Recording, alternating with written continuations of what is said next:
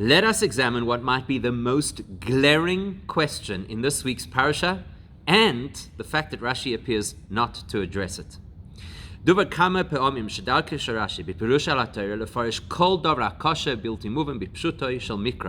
Rebbe has explained numerous times that Rashi generally explains things that at a first reading or simple reading of the verse of the pasuk does not seem to make sense.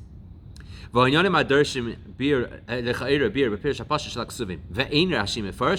if you do encounter something in the pasuk that seems to require explanation, and you notice that Rashi doesn't address it, there's only one of two reasons why that would be the case. Either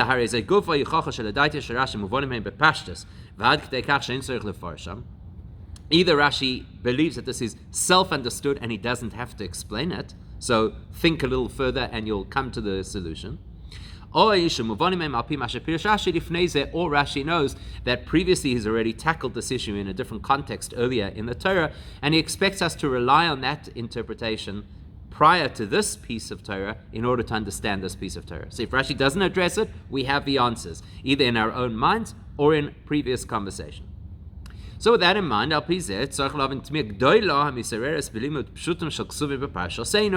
if that's the case, then there's a mega question in our parasha this week, and it appears Rashi doesn't tackle it.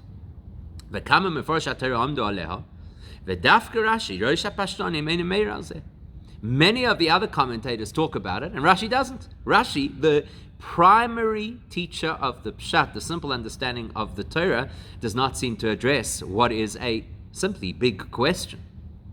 What's the question? Yosef knew how much his father loved him. And you can imagine that Yosef was very attuned to how pained his father was over the fact that Yosef had disappeared, and how his father must have grieved over him every day. Simple question. Why did Yosef not send a message home, I'm alive? Take his father out of his misery. It's a glaring, simple question. And this question really only comes to light in our parasha at this part of Yosef's life, because the parashas Vayeshev Masupra Shev Yosef Mitzrayim Machruhu leEved v'Achar Nasu b'Beis HaSoyar. Because in the previous parasha we read all about how Yosef was taken down as a slave and how he eventually was put into prison. So under those circumstances, and move on, it goes without saying that he had no way to let his father know that he's alive, because he was bound up in a prison, or he was working as a slave. He didn't have the freedom of the postal service. But by the time you get to our parasha, where Yosef is the most powerful man in the country, the viceroy, and he can do as he pleases. He could dispatch personal messengers to Canaan to tell his father that he's alive. It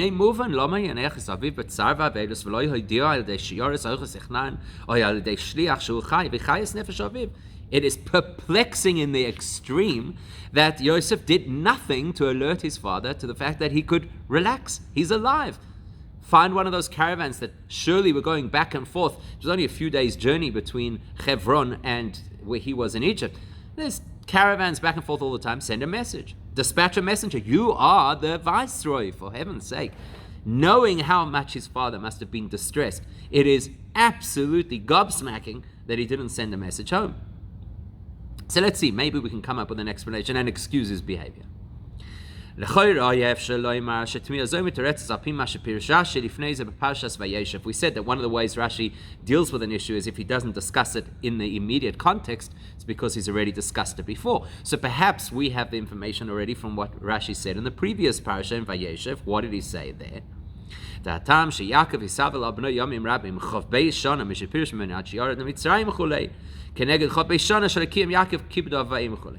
So Rashi already told us that it lands up being 22 years of Yaakov mourning the loss of Yosef to correspond to, and almost as a consequence, for the 22 years that he did not honor his parents because he was away from home.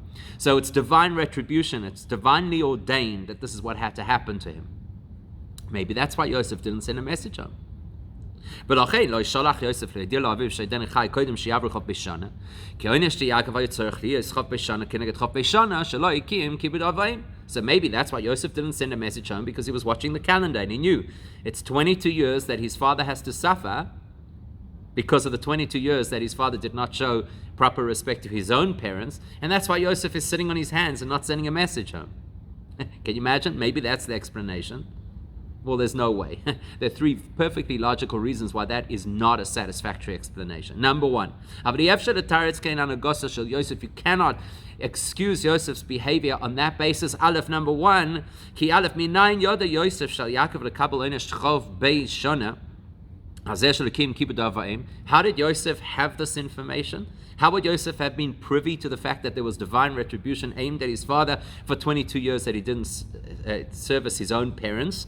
But it just doesn't seem right that Yosef would have even known this. You don't know the secrets of how Hashem works. And let's even assume that somehow Yosef did, because he's such a powerful tzaddik. Tzaddik Elyon, as he's called, this elevated, supreme kind of tzaddik. Let's say he did know. Let's say he knew there was a divine message that he had to be separated from his father for 22 years. Hooray. That brings us to point number two, base. So Yosef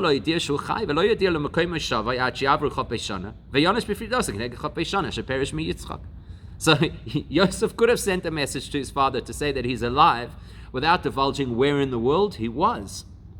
And that way he'd have the best of both worlds. He'd reduce his father's stress and grief, and at the same time he would still be separated from him for 22 years, and he could only divulge his location after the 22 years, and that would satisfy the being separated from Yosef as retribution for being separated from Yitzchak and Rivka for 22 years.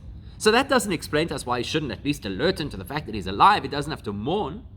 Especially when you consider that Rashi told us that Yaakov couldn't get over the grief because the nature of people is that you don't stop grieving if somebody's alive.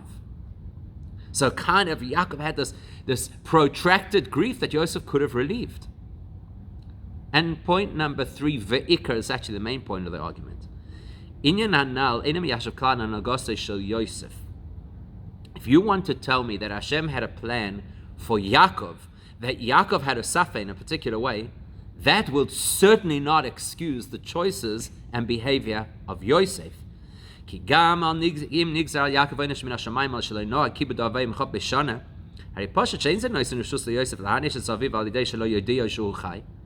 if Hashem has made a decree against Yaakov, that is between Hashem and Yaakov.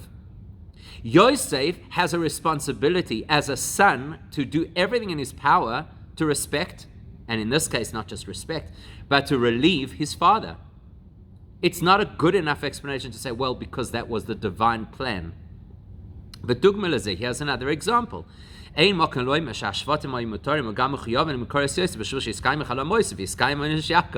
a great example. We know that Yosef had all these dreams about how he was going to eventually become this leader that everybody would bow down to. And we know the story. We know that Hashem's plan was that he would get down to Egypt and then he'd become the viceroy. That did not excuse his brothers selling him. They couldn't hide behind the fact, oh, it's divine plan. No, we are always responsible for our actions, and Hashem will take care of his great divine plan and ensure that the right things happen in spite of our choices. But we have to ensure that we make the right choices. So Yosef could never have excused himself not telling his father that he's alive because he's privy to the fact that there's a divine plan. So we're back to square one. How did Yosef not say to his father, at least, I'm alive, without divulging any further information? And Rashi doesn't address it. So to get to understand this, we're going to go back to the previous parasha and see something that Rashi said there, which in itself needs to be understood. It's also in the same context about the withholding information from Yaakov about his son Yosef, just it's a different set of characters, and it's going to raise another set of eyebrows. Why didn't Hashem tell Yaakov that Yosef was alive? Because the brothers obviously wanted to hide it because they were afraid of how Yaakov would take to it if they divulged that they had sold their own brother. I mean, can you imagine? Why didn't Hashem prophetically let Yaakov know that Yosef's alive, even without telling him where, what, how? Here's Rashi. So Rashi tells us why. Because the brothers made a pact between them that nobody is allowed to divulge any details about Yosef, including the fact that he's alive. And if somebody does divulge these details, that person should be excommunicated and cursed. And they incorporated Hashem into this ban and this excommunication. Now, when you read that at first brush, you'll think of it one way. Later in the Sikha, we're going to redefine it. And this is what the whole explanation is going to depend on, our appreciation of what happened when they placed this ban. Aval Yitzchak umamshech. Then Rashi continues. Aval Yitzchak hayu yodea shu chai. Omar ha'eich hagale v'akadosh baruch hu eino roitze legalo isloi. But Rashi says Yitzchak did know that Yosef was alive. The only reason Yitzchak said nothing to Yaakov is because he figured, if Hashem isn't telling him, how can I now be, so to speak, a step ahead and reveal information that Hashem is withholding? So that's how Rashi explains it, that there's this extensive ban against any member of the family, and they include Hashem. You're not allowed to divulge to Yaakov. Yitzchak observes that, and he says, I'm going to do the same thing. So we need to understand this. Who exactly is subject to this ban, excommunication, and curse? It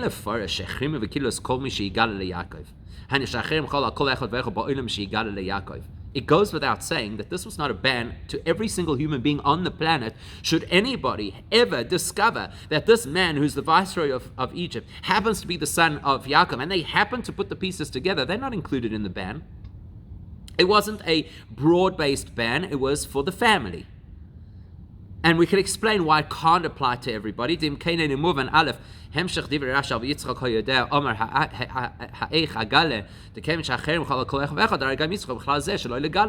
because obviously, if the ban was against any single breathing person divulging information about Yosef, then the reason Yitzchak would not tell Yaakov would be because he's banned, not because he noticed that Hashem wasn't saying anything, so he figured of his own volition that he also wouldn't say anything. That implies that he's obviously not included in the excommunication.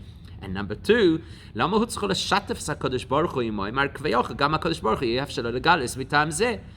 of all, the statement of they included Hashem in the ban implies that they're a select group of people, of which one of those entities is Hashem, who's included in the ban.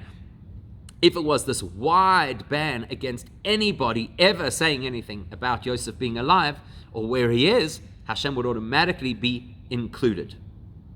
So this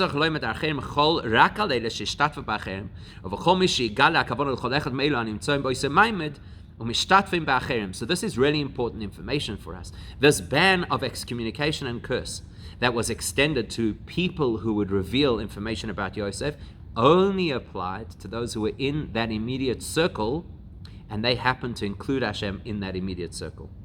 And that's why they had to mention Hashem specifically, so that Hashem would, so to speak, be included in this ban. Now, this also raises some very interesting questions. Based on this, there are a few things, and still now we're trying to explain the Rashi of Vayeshev. So Rashi has given us this explanation that they extended an excommunication against anybody who reveals where Yosef is or what he's up to, and that includes Hashem. Okay, here are a number of questions about what Rashi has just told us. Number one. Rashi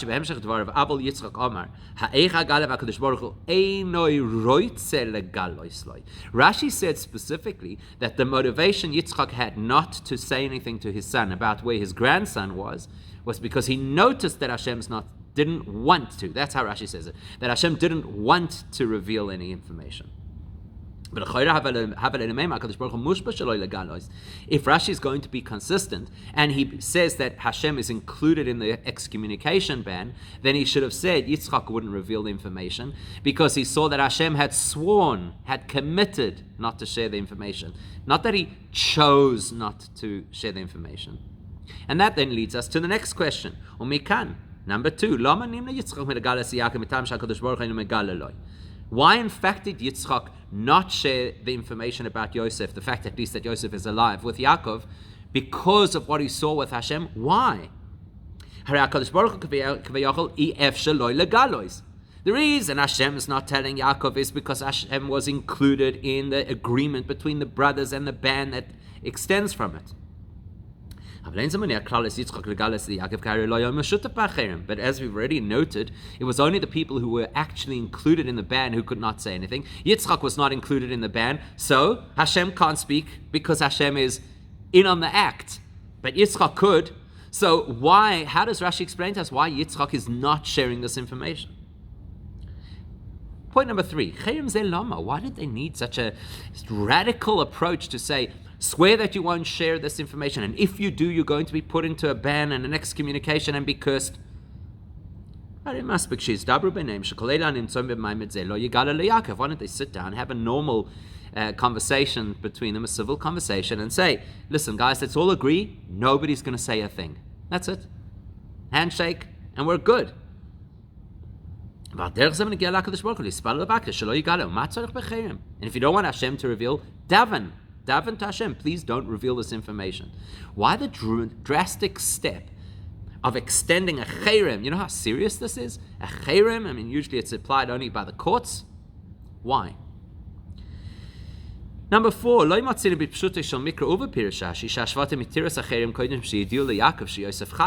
interesting point over here. If there is this heavy ban hanging over them that you dare not reveal information about Yosef, how come at the end of the story, when it comes time that they do tell Yaakov that Yosef is alive, how come we find nothing, not even a hint in the Torah, that they first released the ban and then they went and told Yaakov, if it's such a big deal? So some people want to explain that Rashi's thinking is aligned with his source, which is the Medrash Tanchuma Makor Pirush Rashi. Disa Sham. Have a look at what it says in the Medrash Tanchuma. Maybe it will help us understand what's going on over here. So the Medrash Tanchuma says, Amru, they said, Nachrim beineinu shelo yagid echem mimenu liYaakov Avinu. Let's make a cherem between us that nobody is going to alert our father to what really happened and that Yosef is still alive. So Yehuda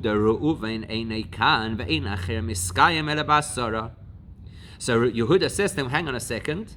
If you remember the story at the time that Yosef was sold, Reuven wasn't there. Reuven had gone to do teshuvah for his interfering in his father and mother's personal lives.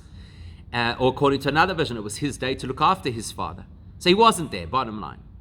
So Yehuda says, we need a minyan. In order to extend a cherem, you need a minyan. Says the Medrash, Me'asu, Shit v'lakadosh baruch hu yisachem shli yagid l'Avram, l'Avim, v'af hakadosh baruch hu lo yigid mipnei acherem. So the Midrash says that they therefore included Hashem in the process so that they would have a so-called 10th man in order to have the quorum required to make a cherem. And as a result, Hashem was part of the cherem, and therefore Hashem is never going to tell Yaakov the information as long as the cherem is in play. So that's the Midrash. And so some of the commentators on Rashi say as follows. According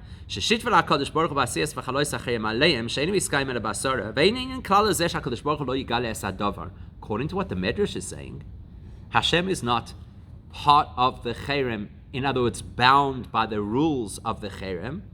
Hashem is only part of the cherem to facilitate the ban on the brothers, because they needed the quorum, they needed the minyan, so they pulled Hashem in to facilitate the ban on themselves, not to facilitate a ban on Hashem. That would explain why Hashem is involved in the process. And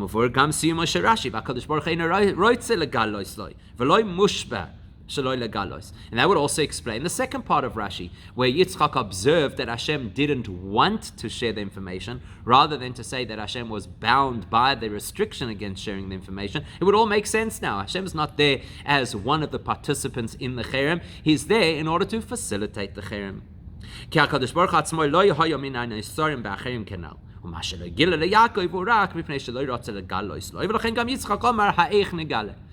to these commentaries on Rashi, it's true that Hashem could have revealed information to Yaakov because he wasn't included in the ban, but Hashem chose not to share the information.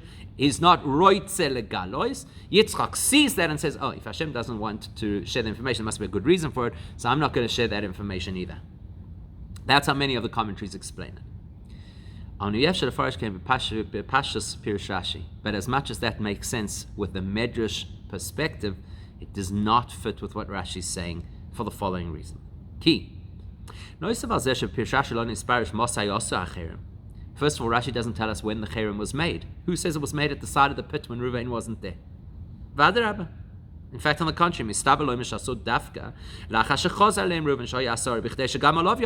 logic says that the best time to make this deal would be when everybody's present. Even if they include Hashem as the 10th man, then they've got to go speak to Reuven, who wasn't there at the time, and he could protest against it and say, I never bought into this. So logically, the best time to make this agreement is when Reuven is present. Because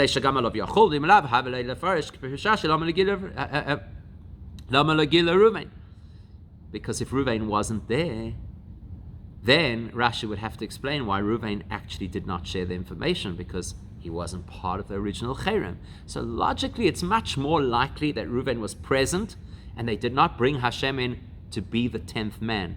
And therefore, your other option is that they brought Hashem in. Why? In order to be part of the band. But there's another reason. This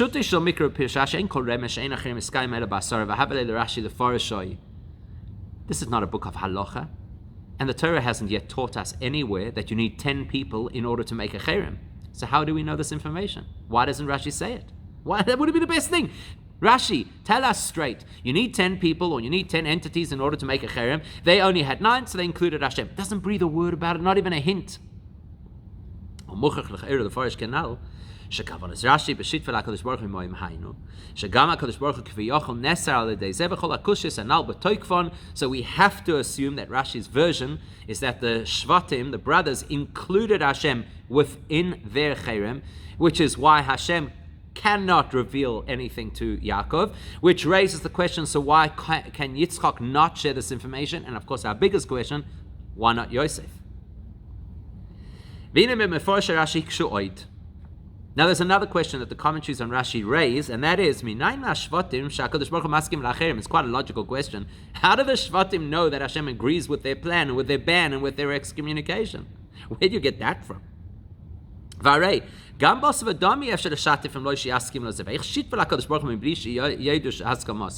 You cannot include anybody in a cherem, in a ban, which basically says, okay, we all agree to a particular behavior, and anybody who breaches is going to be penalized.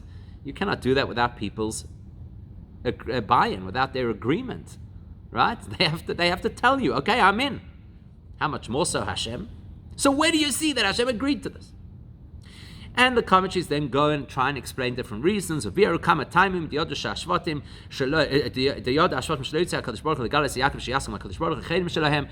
all different explanations of how they were able to identify that Hashem would actually not want this information leaking to Yaakov, and therefore, by extension, Hashem would agree to be part of their cherem. What would these reasons be? So we'll look at 3 of them. Hashem had a plan, as we've already discussed before. Hashem had promised Avram that his descendants would be strangers in a foreign land, and in order to facilitate that, Yaakov has to go to Egypt, and in order to get to Egypt, Yosef's got to be there. Number 2,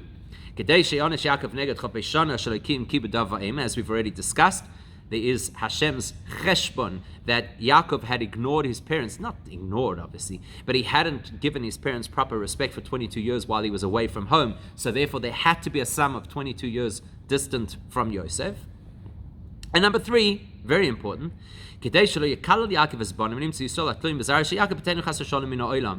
Hashem did not want Yaakov to get upset at his children. How dare you have sold Yosef? And then he might have, God forbid, cursed them. And then that could be chas v'shalom the end of the Jewish people, because who knows what could have happened. So those are the commentaries and those are the reasons that are given why it is that the Shvatim were so convinced that Hashem was on the same page as them, that we have to keep this fact top secret. Besides the fact that each one of these 3 explanations has its own challenges, right? Each one of them has a reason why it doesn't necessarily make sense in Pshat, right? Because there's a way around every single one of them. Who says that because of the Bris Ben Abasorim that they can't say that Yosef is alive? They just don't have to say where he is, right? And the same thing with the 22 years. And how could they have known this information? There are various questions that you could ask about these different explanations. But besides that, it's not going to fit with Rashi's opinion. And ultimately, we're trying to explain Rashi's opinion, and we want to obviously get how it is that Rashi doesn't feel there's an issue with Yosef not having shared the information with his own father that he's alive. So Rashi mamshich aval Yitzchak hayodeh shu chai omar ha'eich agale v'akadosh baruch hu eino roitze legalois loi shehu chai.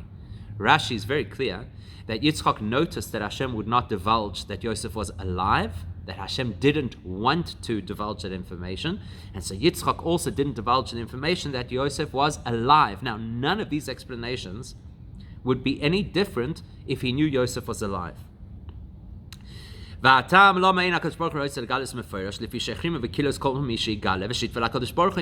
makes it really clear the only reason Hashem does not tell Yaakov that Yosef is alive is because of the ban that had been imposed by the brothers, which they included Hashem in. Therefore, so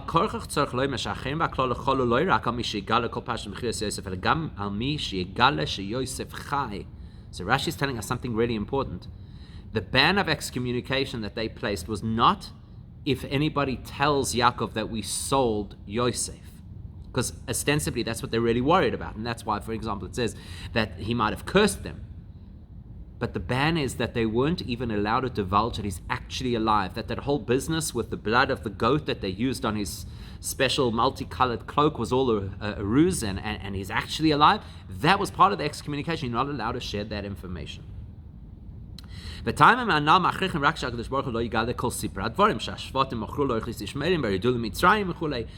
explanations that the commentaries give are only to explain why Yaakov can't know the full story. He can't know that they sold him because then he'll curse them. He can't know he's in Egypt because then he'll go reunite, and then it won't be the 22 years, right? But what's the logical reason not to let Yaakov know that Yosef is alive? And we can delay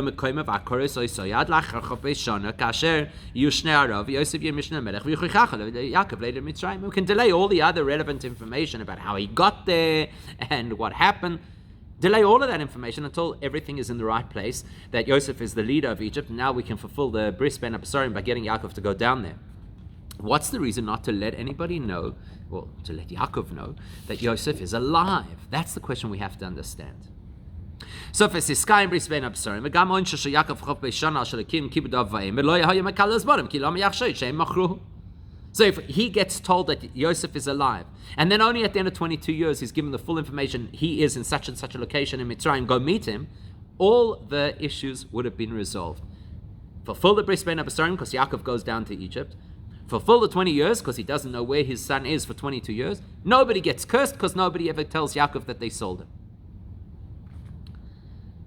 So Habir B'chol Anal Yuvim back in Tmiya Yosefes, in order to answer all of these questions, why Yosef didn't tell his father, why Yitzchak didn't tell his father, why the Shvatim and even Hashem were absolutely convinced that Yaakov should never know that Yosef is alive. What's the big deal? So all of that will be resolved once we tackle one more issue that doesn't seem to make sense. In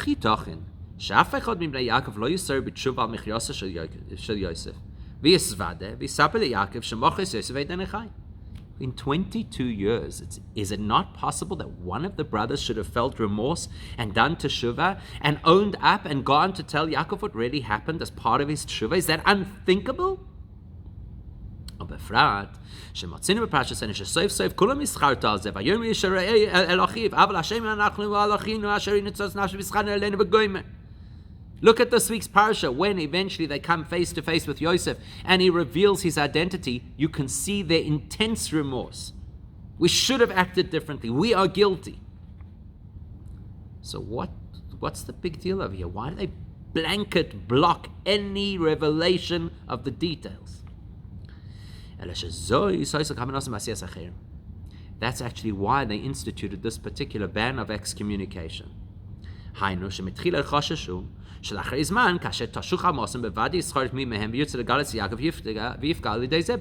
exactly what they were worried about. Actually, if you think about it, it's quite practical. You understand the psychology of people, then you know that in the course of time, when we kind of get over it, in the heat of the moment, they were so angry with Yosef, they wanted to kill him. And at that point in time, nobody was going to tell the story. But they understood that people change and circumstances change, and somewhere down the line, somebody's going to soften up and may want to tell Yaakov what happened, which would prejudice everybody else, right? You get the one goody two-shoes who goes to Yaakov and says, I feel terrible about it, and now the others all in the dog box. So therefore they made a pact. Nobody's going to breathe a word. ולכן החרימו וקיללס כל מי שיגל להלין שאין לכם מהם או למקצוס מרשוס לגלס את הדבר ליעקב. So therefore the message was, nobody can make that choice alone. No individual can go against the will of the rest of them and tell Yaakov the story. But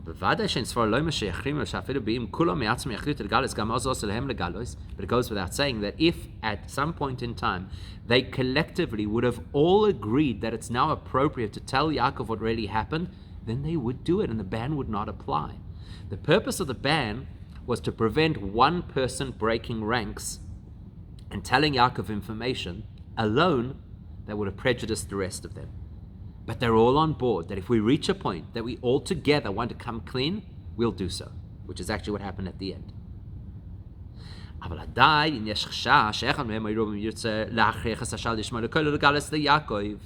But there's still a concern. What happens if one person really cajoles us and pushes us? And now we all want to go tell Yaakov what happened. Or what happens if there's a majority vote and suddenly you get 70% of the brothers say, we want to tell Yaakov what happened.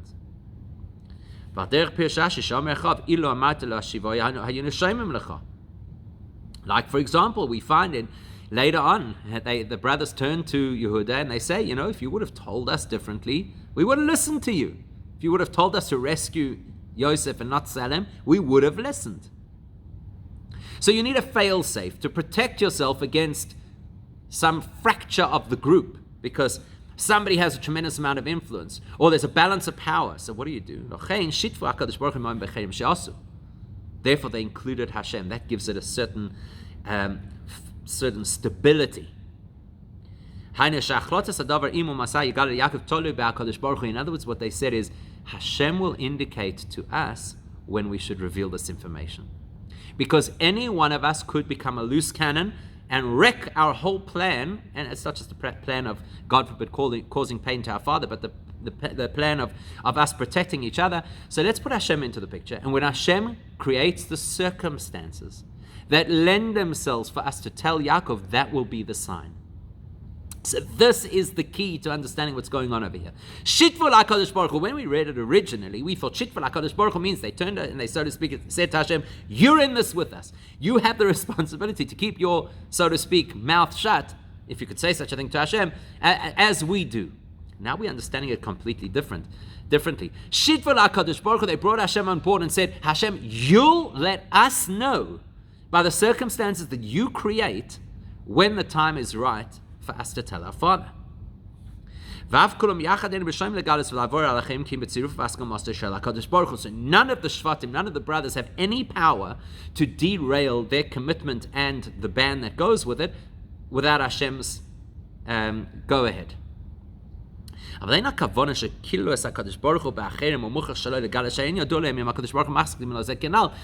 they didn't actually ban Hashem from speaking, because who has that power and how would they ever know? What is Hashem going to send them a memo to say, okay guys, I'm on board with you? So what they were doing is they were saying, Eibishter, we rely on you to let us know, to lead us, when is the correct time to reveal this. And then when Rashi tells us that Hashem did not reveal the information to Yaakov because he had been, so to speak, incorporated in their pact of excommunication, what that really means is,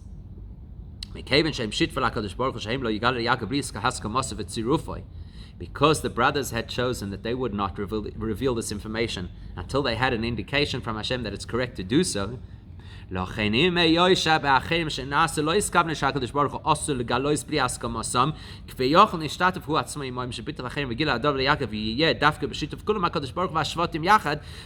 of them, so to speak, banning Hashem, it's almost the other way around. They've banned themselves until Hashem gives them the go-ahead, because everybody's got to, so to speak, be on board, and Hashem, so to speak, has the power now to orchestrate events when it's time for them to reveal. Now we understand all of the things that Rashi teaches us. Now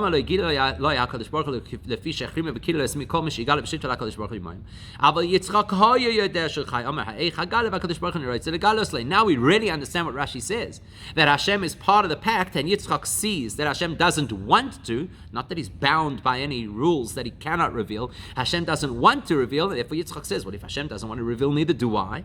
Now it all makes sense. The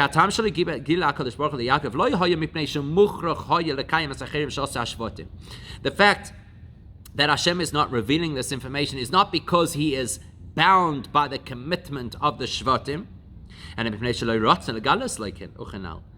it's that Hashem decided that he doesn't yet want this information out in the public. Hashem doesn't want to reveal it yet. This is the catalyst for everything. Observe whether Hashem has created the opportunity for it to be revealed or not, and that will decide whether Yitzchak reveals, whether the Shvatim reveal, or as we'll see in a moment, whether Yosef reveals. And that's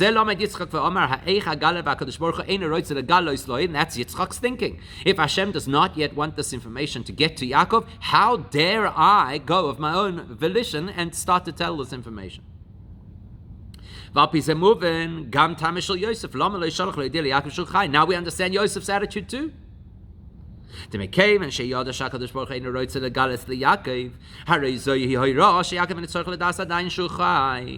Yosef realizes that Hashem doesn't want yet for Yaakov to know this information, so it's obviously correct for whatever reason. He doesn't know necessarily about the 22 years or whatever.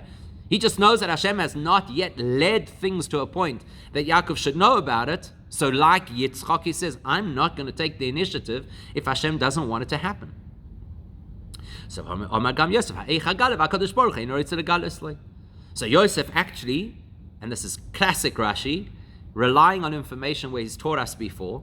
Rashi's already taught us that Yitzchak doesn't want to reveal information if Hashem is not doing so. Same for Yosef.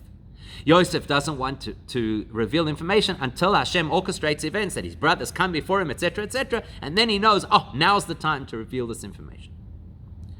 That's just one other thing we have to understand. So now,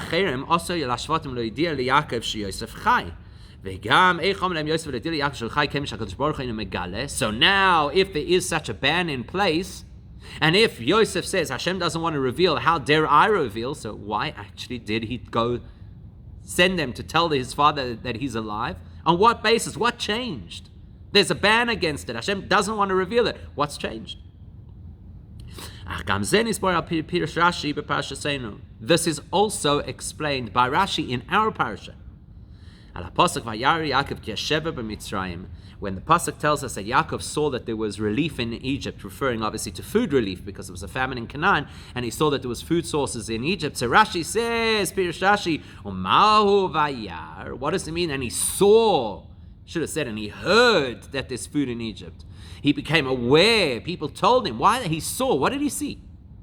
Says Rashi,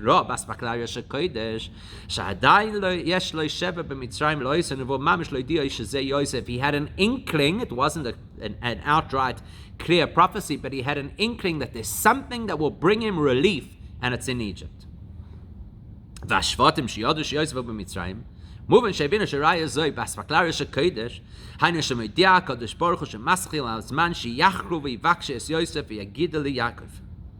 The brothers knew what was lying in Mitzrayim. They knew that Yosef was there. Yaakov doesn't know. He just knows there's something in Mitzrayim that I need to get, and it's going to bring me great happiness and relief. The brothers hear their father talking this way. They say, there's the message. That's Hashem's way of telling us, because we know Yosef is in Mitzrayim, we better get down there and we better look to find him. Obviously, they had no idea that they'd find him in the palace, but we have to go and look to find him because now Hashem has revealed its time. That's why the Torah says when they went down, it doesn't say they went down as the sons of Yaakov. It says specifically they went down as the brothers of Yosef, which tells you their orientation and their goal. They went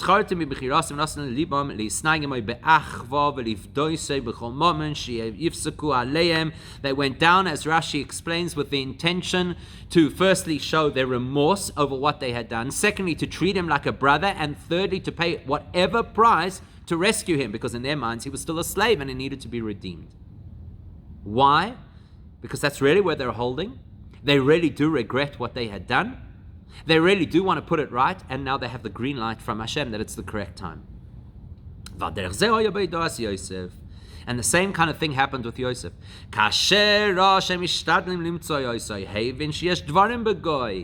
When he sees his brothers are in town and they're not just buying food, but they're making inquiries about people and they're trying to trace their brother, he figures something must have precipitated that. For 22 years they never came looking. There must be a reason. But he didn't know absolutely like they did. They knew that Yaakov already had some inkling. Yosef doesn't know this. He just knows that his brothers are in town and looking. And Yosef's got to be really careful, because if he lets the cat out of the bag before the brothers do, before, in a premature state, then the brothers look terrible, and he's got to be careful about that. He doesn't want them to be cursed, God forbid, by their father. That's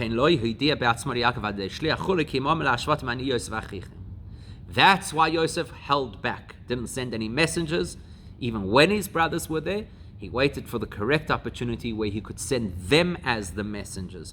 And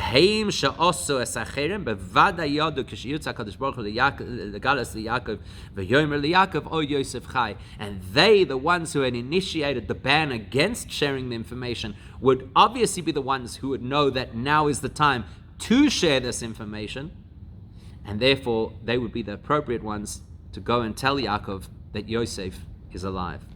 It's brilliant how the Rebbe takes something which is such a glaring question and shows so clearly and logically that it all makes absolute sense. I suppose there's a good message for us, and that is, often in life we chase things, trying to push the envelope, trying to do things before their time, whereas we should learn from Yosef and the brothers to always be alert and to look out for when Hashem sends us the signals that now is the correct time for a particular course of action or for a particular decision. And if we find those signs, we surely will have Hashem's bracha for success.